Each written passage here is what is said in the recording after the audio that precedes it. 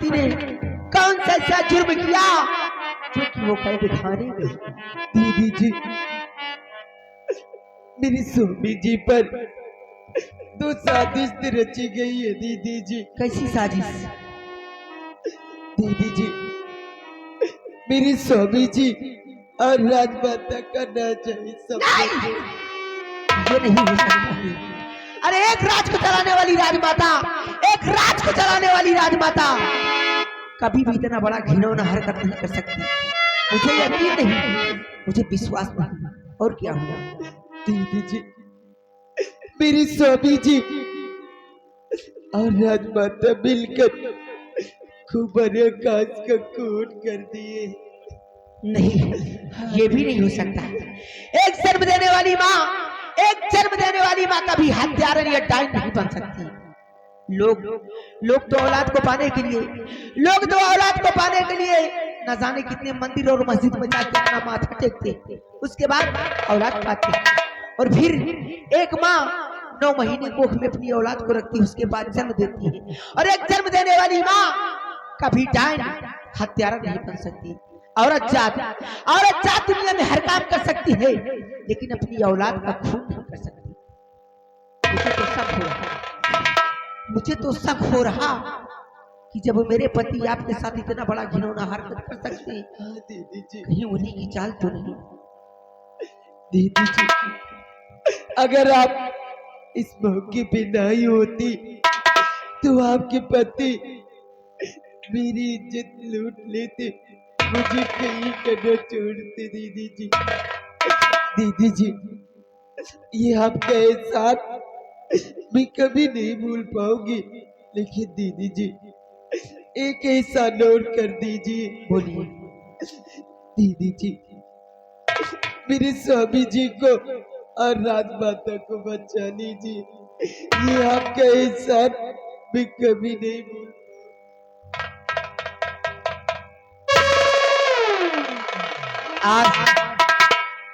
आज मैं कसम खाती और प्रतिज्ञा करती हूँ कि तुम्हारे पति को बचाने के लिए और राजमाता को बचाने के लिए क्यों ना मुझे अपनी जान की कुर्बानी देनी पड़े, लेकिन तुम्हारे पति पे और राजमाता पे आंच नहीं आने दूंगी।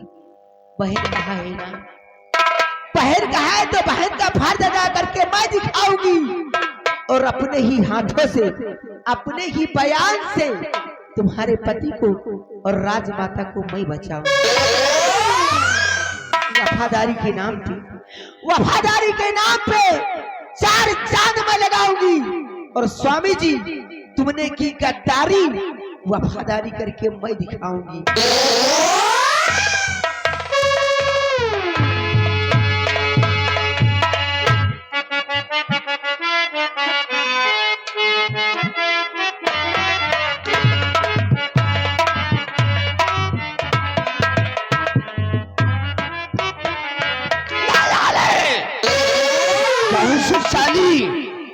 हमारी पत्नी मधु आ गई, लेकिन मधु, आज तुमने मेरे पंजे से मेरे शिकार को छीन कर अच्छा नहीं किया, बल्कि अपनी मौत को दावत दे रखा है। हरामजादी मधु, जब तक तुझे मौत के घाट नहीं उतारूंगा तब तक चैन से नहीं बैठूंगा। लेकिन इस चतुरी को कैसे मालूम हुआ क्या सेनापति भवन सिंह के बंगले पर है? कहीं ऐसा तो नहीं साला रंबलिया मिलकर गेम खेल रहा हो? आने दो साले को, अभी बताता हूं। साला कुत्ता।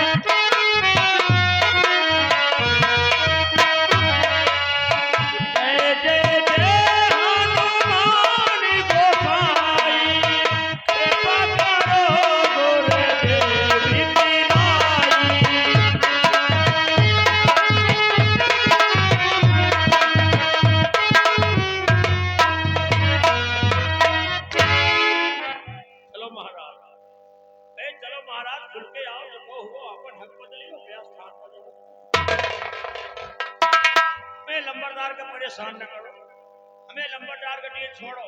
चलो चलो महाराज, चलो खुल के आओ, खुल के आओ, अपन हंसो खेलो कूदो, अपन हक बदलियो, व्यवस्थान को जाओ। चलो छोड़ो, आँखी न दिखाए, आँखी न दिखाए, तुमसे बड़े जिंद हैं, हम चबाई दो तुमका, हम कहीं तो आँखी न दिखाए, जौन आँखी दिखाए हमें मरने के दिखाए। तो यार छोट मोट हुआ तो हमें हड़की में भागता हुआ, हम लोग बड़कावे जिंदा है भाई। अरे तुमका सुमिरो पाँचों पीर,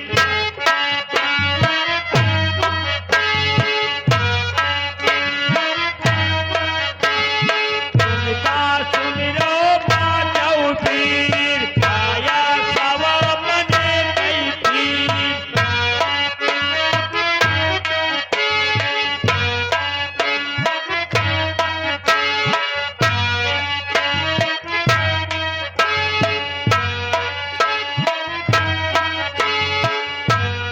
इनका जल्दी दिया हटाई मंतर छू छू छू।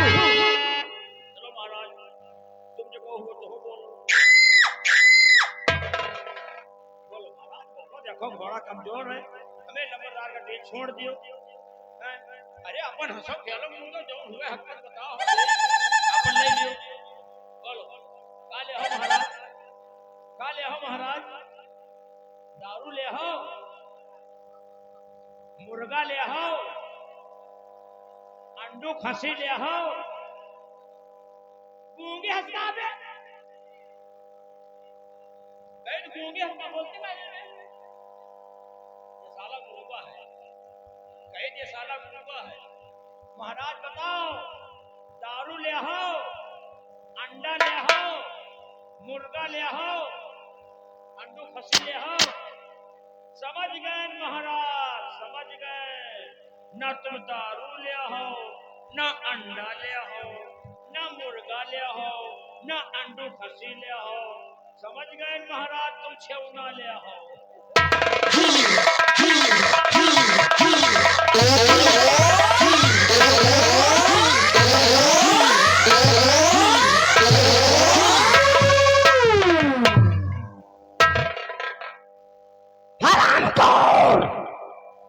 इस वक्त हमारी दुनिया जल रही है और तुम साले मेरी देवखरी करने आए हो।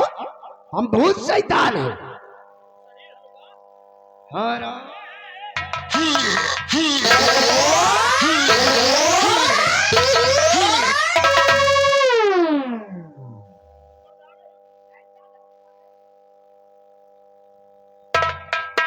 हम सारे शैतान हैं। साला चिरकुट रंबलिया तो साला मुझसे आदेश लेकर सुसु करने गया था। मैंने तेरे को बोला था कि सुसु करके फौरन गेट पर लग जाना, कोई अंदर आने ना पाए। बोल ठकुराइन बंगले के अंदर कैसे आई? तू साला कहां मर गया था? तो क्या हुआ? तो तो क्या हुआ?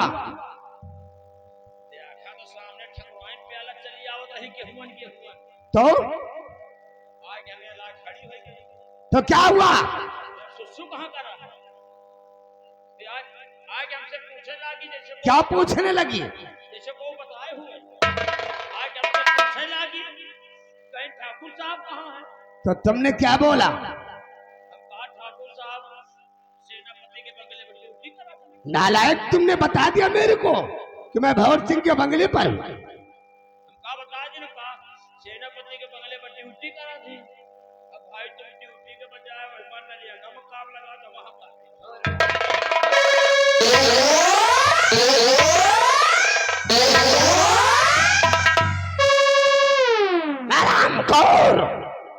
साले वहां अमृत सरोवर का निर्माण हो रहा था, वहां मनरेगा चल रहा था।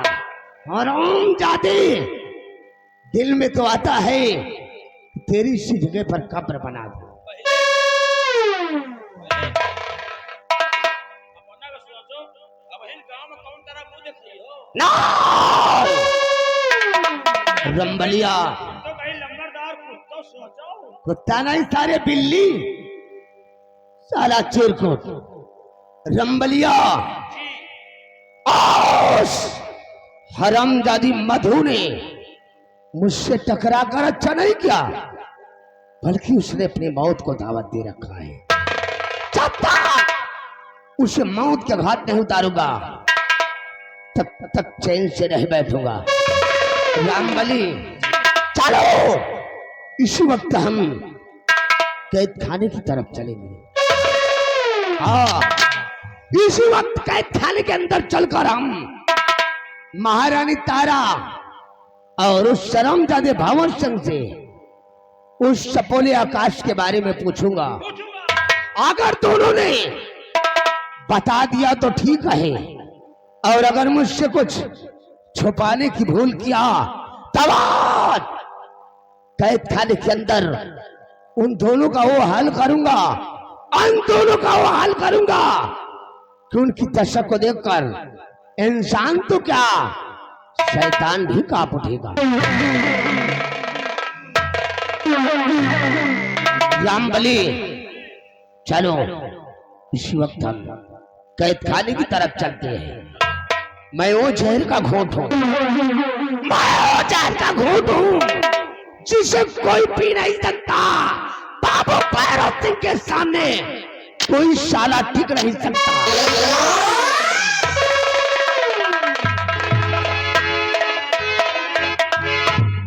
लाते का देवता बातस तो बनी है। ये चाहे कि भूखे इनका वही चीज चाहिए हैं? ये जा रहे हैं कारागार की तरफ हैं? तो हम इनके बंगले पर फिर जा रहे हैं। इनके बंगले फिर जा रहे हैं, फिर आगे लगावे जा रहे हैं। गो गो गो, अब ये चुड़ैल रास्ता में सवारी फिर ले। गो गो, अब लंबरदार के सिरे फिर आई। अब रास्ता में परेशान कर सकता है। अबे जा रहे हैं कारागार की तरफ, अब इनके बंगले पर हम फिर जा रहे हैं। अब चलो चुड़ैल, सवारी चाहे जितना लियो, तो हम खून न पिए जाए। लंबरदार दबदबा तुम्हार दबाई रही, हम कबो हुमसे दिया बना।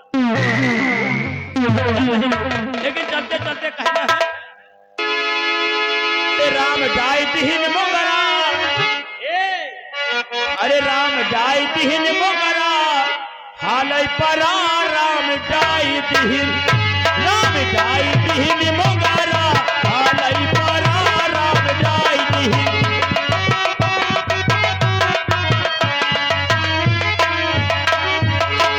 पहिला मोगरा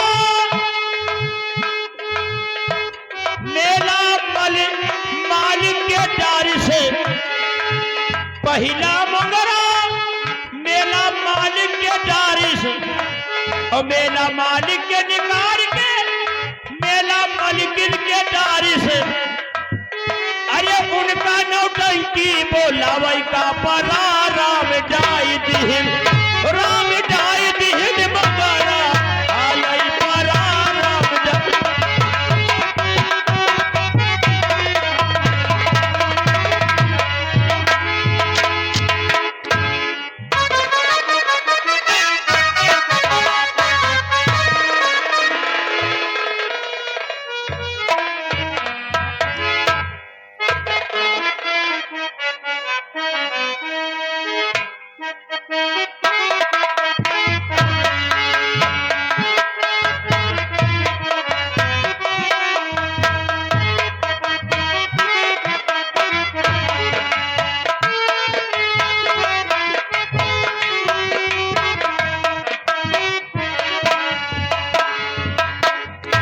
दरबारी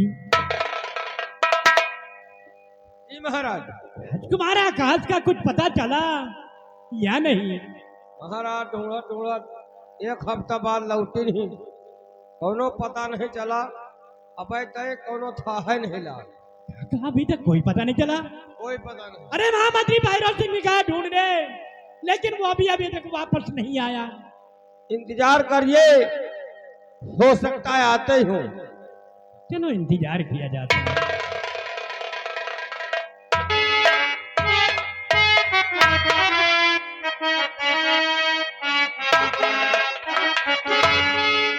महामंत्री भैरव सिंह की पत्नी मधु, क्या बात है, तुम इतना उदास, बात क्या है?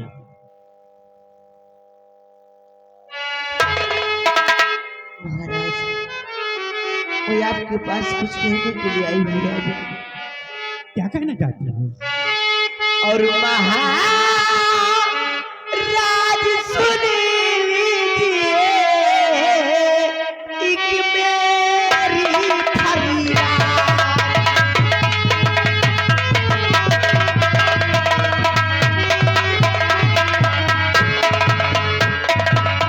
महाराज सुन लीजिए एक मेरी फरियाद।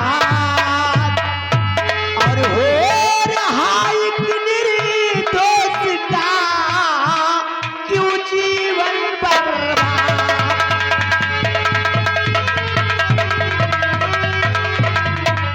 हाँ, हो रहा एक निर्दोष का क्यों जीवन बर्बाद।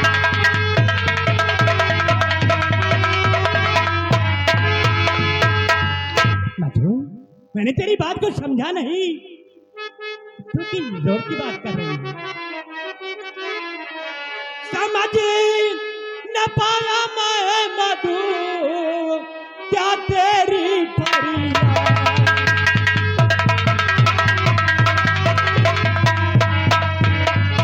समझ न पाया मैं मधु, क्या तेरी फरियाद। और किसी निर्दोष का हो रहा है जीवन बर्बाद।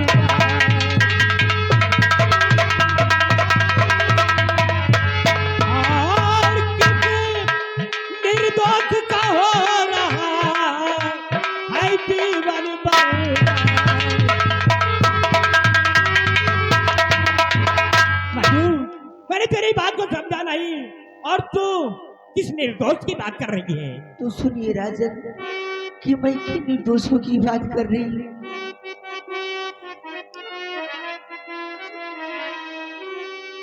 रानी निर्दोष निर्दोष सेनापति। यह क्या कर रही है?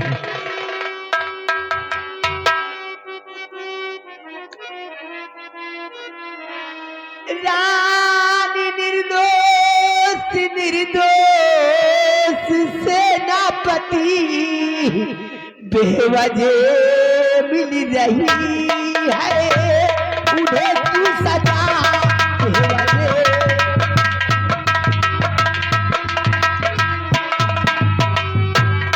बेवजह मिले जब तक नहीं ठोस साबुत कुछ।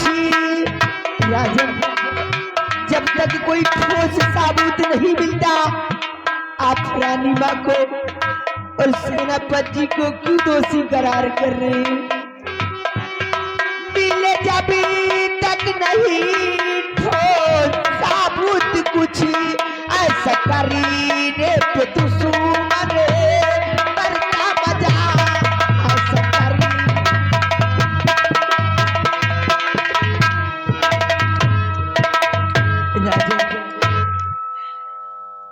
रानी माँ और सेनापति निर्दोष है, और एक निर्दोषों की इतनी बड़ी सजा क्यों दे रहे हैं? राजन क्यों दे रहे हैं? मधु, मेरी बात को गौर से सुनो। रंगे हाथों ही पकड़ा गया हमारे संगे। रंगे हाथों ही पकड़ा गया हमारे संगे। रानी जी को उठाया करी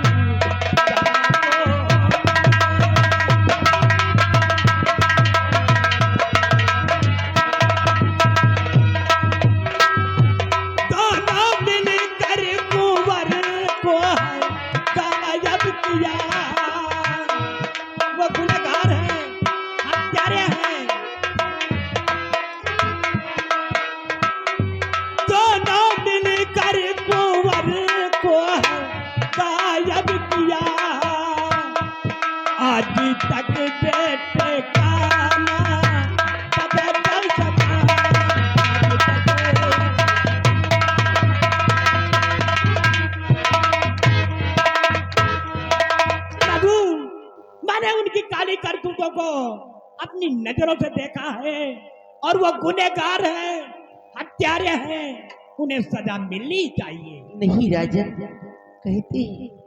कहते हैं कभी कभी आंखों देखा और कान का सुना भी झूठा होता है राजन।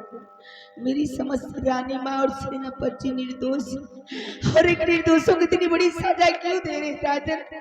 मधु, मैंने गवाह और सबूत मिलने पर उन दोनों को दोषी करार दिया है, और वो दोनों जब तक राजकुमार आकाश और रजनी बांदी का पता नहीं बताते तब तक उनकी रिहाई नहीं होगी। मुझे तो किसी की साजिश नजर आ रही है राजन। एक बात जरूर कहूंगी कि कोई भी फैसला लेने से पहले एक बार सोच लेना और समझ लेना, ऐसा ना हो कि बाद में आपको पछताना पड़े। हाँ राजन। ठीक है मधु, अगर वो दोनों निर्दोष हैं तो उन्हें सजा नहीं मिलेगी। राजन, चलते चलते एक बार और कहती हूँ कि कोई भी फैसला लेने से पहले एक बार सोच लेना और समझ लेना, ऐसा ना हो कि बाद में आपको पछताना पड़े और बचन नहीं राजन। ठीक है मधु, तुम जाओ, इसके बारे में हम लोग विचार करेंगे।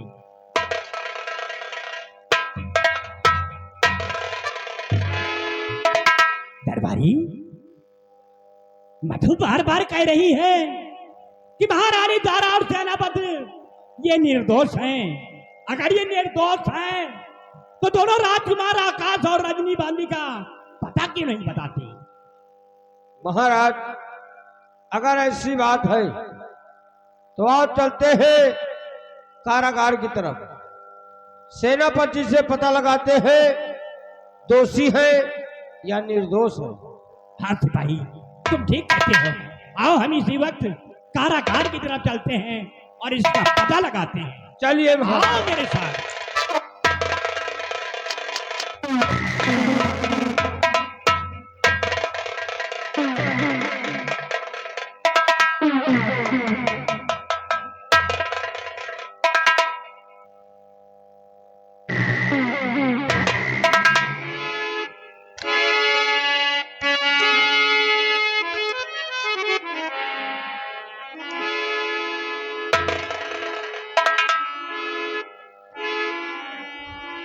ओह, मैं ये क्या देख रही हूँ? मेरे स्वामी जी और नरेंद्र बहादुर सिंह इस जेल की तरफ क्यों जा रहे हैं? लगता है कि फिर से कोई नई चाल चलने जा रही है। लेकिन नहीं स्वामी जी, तुम्हें कोई भी चाल में कामयाब नहीं होने दूंगी, क्योंकि मैंने प्रतिज्ञा की और कसम खाई हूँ कि राजमाता को बचाने के लिए और सेनापति को बचाने के लिए क्यों ना मुझे अपनी जान की कुर्बानी देनी पड़े, लेकिन राजमाता पे और सेनापति पे आंच नहीं आने दूंगी। स्वामी जी, वफादारी के नाम पे, अरे वफादारी के नाम पे 4 चांद में लगाऊंगी। स्वामी जी, तुमने की गद्दारी तो वफादारी करके मैं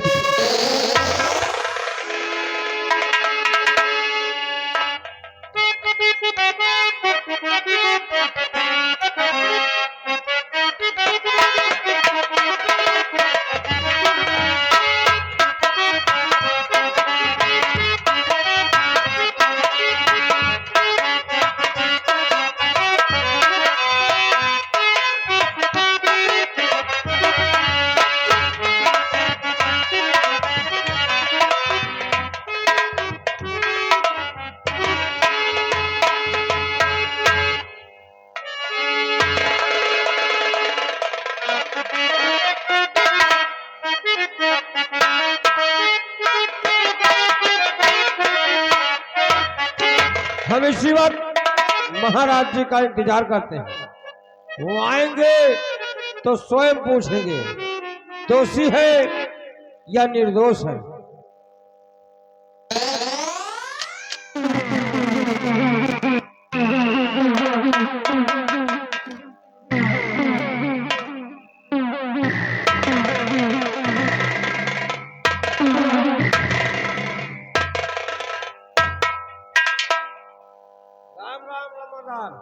राम राम बे, राम राम राम राम बे। कहो कैसे आना हुआ। सेनाई बोल, सेनापति धवन सिंह किस नंबर की बैरिक में बंद किया गया है? सेनापति हाँ 5 नंबर बैरिक में पड़े हैं। जाओ बैरिक नंबर 5 से उससे बाहर निकालो और मेरे पास लेकर आओ। इस वक्त हम उससे अकेले में कुछ बातें करना चाहते हैं।